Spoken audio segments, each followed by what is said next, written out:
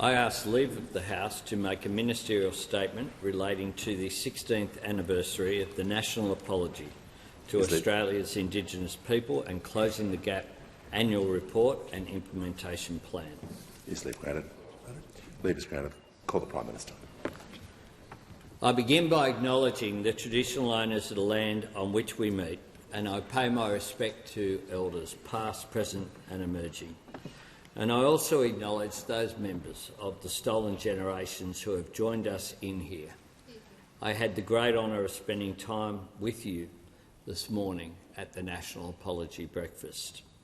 Your presence humbles us and it elevates us. The apology was the very first order of business of the Rudd Labor government. There are many moments I'm proud of as a parliamentarian, but that extraordinary day 16 years ago remains my proudest.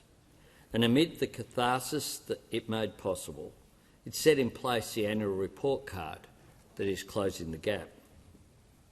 It is important to reflect on the apology and the courage and grace of the survivors who made it possible. As Prime Minister Rudd implored us that day, let us turn this page together and write this new chapter in our nation's story together. Anniversaries matter deeply, but what will shape the future is the actions we take now. 16 years after the apology, only 11 out of 19 socio-economic outcomes for Aboriginal and Torres Strait Islander peoples are improving. Just 4 are on track to meet their targets.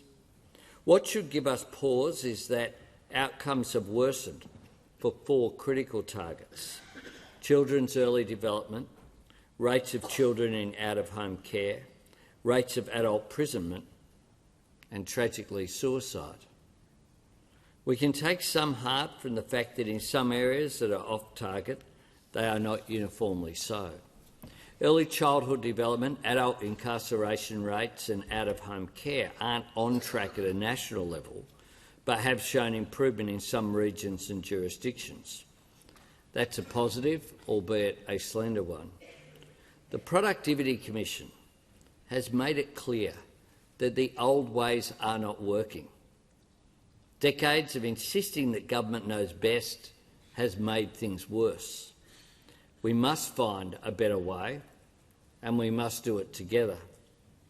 That focus was a fundamental reason our government sought to fulfil the gracious and generous request from Aboriginal and Torres Strait Islander people for a voice enshrined in our nation's constitution. Of course, we respect the referendum result. The preceding debate brought into sharp focus the disadvantage and inequality endured by Aboriginal and Torres Strait Islander people. Support for reconciliation is a core value of this Labor government, and it is a value shared by Australians. Australians want to close the gap. Australians believe in the fair go.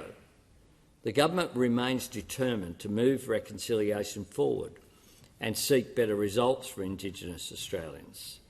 As we take the time needed to get Makarrata and truth-telling right, the work of treaty goes on at a state and territory level. There will be a diversity of processes reflecting the diversity of First Nations across the continent, and we will respond to their progress while focusing on our immediate responsibilities: closing the gap, self-determination and tangible outcomes, particularly in jobs, housing, education, health and justice. There have, of course, been improvements during the course of the modern Australian story. When we paid our respects to the late Dr. Lewidgha O'Donoghue last week, it was clear how much had changed during her lifetime, thanks in no small part to her. Her love for this country found its greatest expression in her faith in our ability and our will to become an even better nation. With us in the gallery today is Deb Edwards, Dr. O'Donoghue's niece and one of the keepers of her flame. Australia has overcome much, but the gaps persist, including the life expectancy gap that gapes us like a chasm. That is inexcusable. Uluru was an invitation born of grace, but grace is not a bottomless well, and we cannot ask for infinite patience. We all agree that the status quo is unacceptable. That's just one example. This is what Dr. Jason King told the ABC last year about the community he works in near Cairns. We have a rheumatic heart disease rate, a medical condition which has been eliminated from the broader Australian population to a larger extent, that is 100 times the average in this country. The ABC even had to include an explanation of rheumatic heart disease. That is how completely it has faded, not just from the general community but from our collective memory, but not from Indigenous Australia. But we cannot keep doing the same thing and expect a different outcome. Our approach has to change. Making progress depends on listening to people and communities. In the words of Tom Karma, bureaucrats and governments can have the best intentions in the world, but if their ideas have not been subject to the reality test of the life experience of the local Indigenous peoples who are intended to benefit from this, then government efforts will fail. That is why we are listening to and working with communities. The government is committed to the ongoing National Agreement on Closing the Gap. We are determined to work with Aboriginal and Torres Strait Islander people to create new opportunities and achieve better outcomes at a local level. We must deliver real jobs with real skills, which means real opportunity for First Nations people. That is why we are moving on from the failed Community Development Program. It created no real opportunities. It built no futures. Today I announce the creation of our Remote Jobs and Economic Development Program. This is a better approach. It will fund community organisations to create 3,000 jobs in remote areas. Real jobs with proper wages and decent conditions. Jobs developed in partnership with Indigenous communities. Jobs that will build skills that communities want. Jobs that deliver services that communities want. Jobs that deliver infrastructure that communities want. Jobs that create a sense of possibility for individuals, for families and for communities. This new program will focus squarely on economic development that strengthens community and, crucially, lays the foundations for long-term positive change. The key ingredient is engagement with community organisations and communities to identify and develop local opportunities and jobs. Those organisations will also identify the right people to do those jobs and be the employer.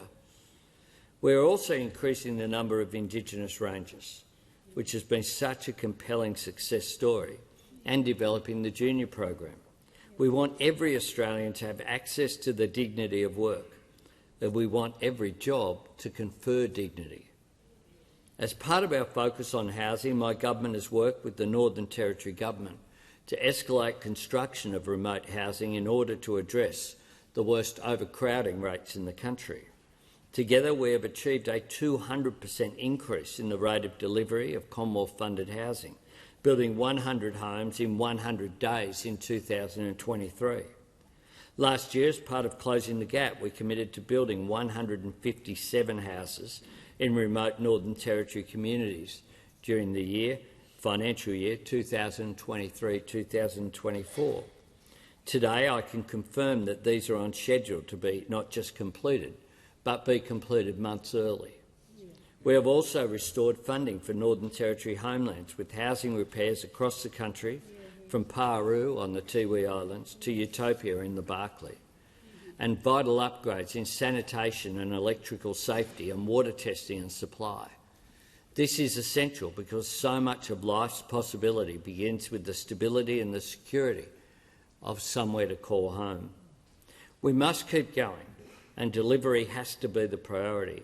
Delivery that means better health outcomes. Delivery that means stronger communities. Communities that get a say, and just as importantly, are heard. What so much of it amounts to is a simple truth, and that is what Aboriginal and Torres Strait Islander parents want for their children is the same as all Australians want for theirs.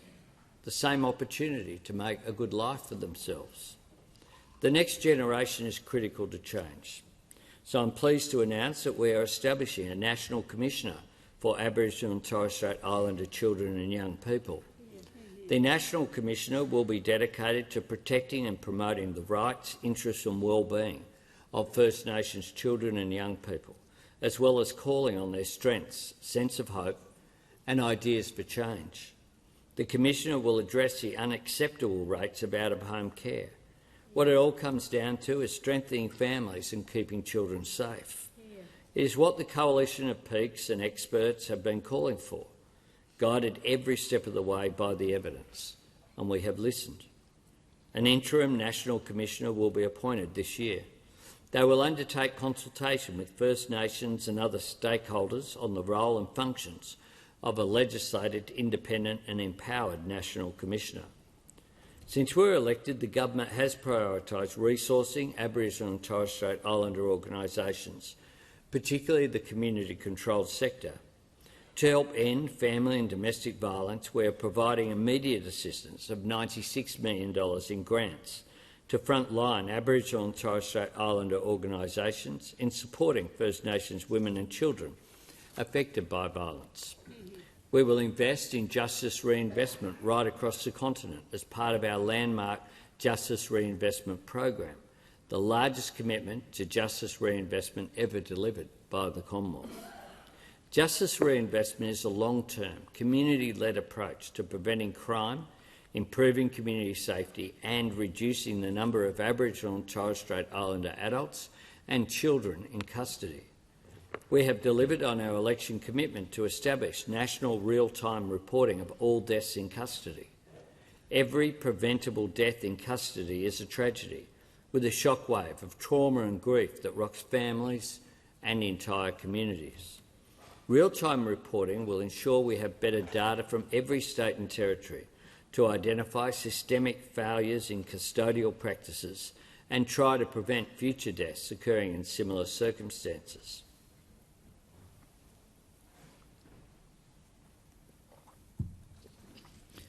Under our health worker traineeship program, 183 students have enrolled and when they are ready will go work for Aboriginal community-controlled health organisations. Through elder care support, we have funded 182 full-time equivalent positions to work as elder care support workers. Through our support for suicide prevention efforts, we now have 108 workers to drive culturally appropriate suicide prevention across country. In the area of early education, we have ensured a base entitlement of 36 hours a fortnight for First Nations children. Last year, in January to September alone, 14,000 Indigenous students enrolled in fee-free TAFE. We're improving access to safe drinking water for 1,100 people in the communities in Yuendamu and Milingimbi. We are improving renal services with an anticipated 30 dialysis units in remote areas over 4 years. After a decade of neglect, we're making a record investment of $250 million in Central Australia for a better, safer future. We are continuing to talk to the community about how effectively this rollout can be completed. I can announce that includes 7 new remote training hubs in Central Australia. One of the first ones will be in Yuendamu. And as with every other initiative, we will keep working with the community. There are no easy solutions and no quick fixes to the challenges facing Indigenous Australians in Alice Springs, but we are working with the community to deliver effective, lasting solutions. Just some of what we have done includes an increase in funding for police and youth services, expanded family and domestic violence services in remote communities outside Alice Springs, setting up a night patrol, improved health services for children and families, new dialysis centres at Tea Tree and Harts Range, increased funding and improved programs to get kids to school and keep them there, and expanded safe short-term accommodation in Alice Springs. As part of our government's Justice Reinvestment Program, Laura Tipi, Desert Knowledge Australia and Anglicare NT are developing a local response to reduce crime and increase community safety. And we upgraded Wi-Fi in 4 communities, which, among other things, gives teenagers opportunities to access study and training opportunities. Following the success of the community Wi-Fi trial, we're upgrading Wi-Fi in another 20 communities this year, boosting access to services and chipping away at the tyranny of distance. This will be done in partnership with NBN Co, with access delivered via the NBN Sky Muster service and in community digital ambassadors to support digital literacy. Kids should have the same access to the same digital opportunities, whether they're in Alice, Brisbane or the Kimberley. Again, this is what we can do when we listen to people in communities. While it's crucial to have built in this momentum, it's essential to keep building on it. We're also looking at some of the possibilities in the transition to renewable energy. Taking a leaf out of Canada's book, Energy Minister Chris Bowen is co-developing a First Nations clean energy strategy. There is already significant First Nations involvement in some major renewable energy investments. And as Australia moves ever closer to taking its rightful place as a clean energy superpower, the potential is exciting in job creation and in the right of Indigenous Australians to leverage benefit from their own land. Mr Speaker, if we want to close the gap, we have to listen to people who live on the other side of it.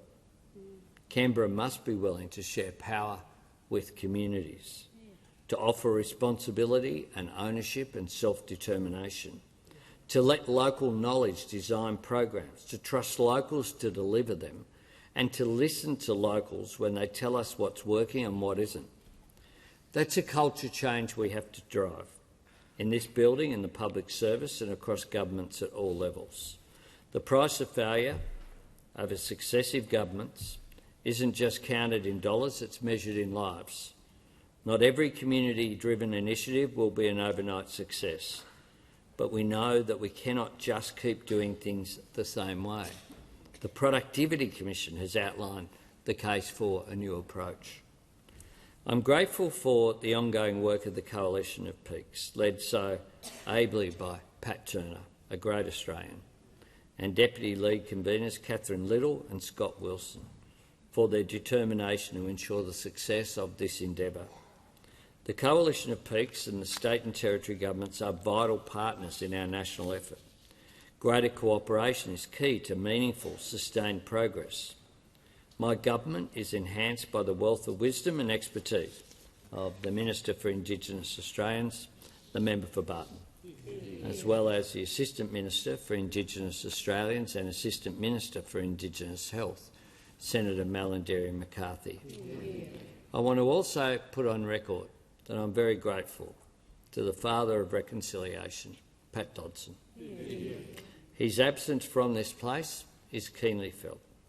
I'm glad he's in the Kimberley, where his big heart belongs, and I know that I can speak on behalf of all parliamentarians in saying that we all wish him very well with his ongoing health issues that he is dealing with the same courage in which he has dealt with his extraordinary journey in life. His legacy is in the best possible hands with our First Nations caucus, who will keep building on it and carrying it forward. What they and others have done is ensure that this government listens to Aboriginal and Torres Strait Islander Australians, that we remain committed to Australians having a shared understanding of our history and a united vision for our future, a future shaped by self-determination. We are clear-eyed in our dedication to building an Australia where more families know the stability of a roof over their head, where communities are safer, happier and healthier, shaped and secured by the people who call them home, where more Aboriginal and Torres Strait Islander people have the same chance to have a good crack at a fulfilling life. The simple truth that can brighten the path ahead for all of us is that when Aboriginal and Torres Strait Islander people advance, the entire nation moves forward. There is so much more that we can do, so much more that we must do. We can and we must do better than governments of all persuasions have done over the last 123 years. We keep writing the great Australian story. It is a story that goes back 65,000 years. And those of us who have either come to this nation ourselves or have come from descendants of people who have come over the last 200 plus years have the great privilege of sharing this greatest country on earth with the oldest continuous culture on earth. That must be a source of enormous pride for all Australians. It is a great Australian story, but all of us, particularly us here, have a chance to write the next chapter and to do it in the spirit of reconciliation. Yeah.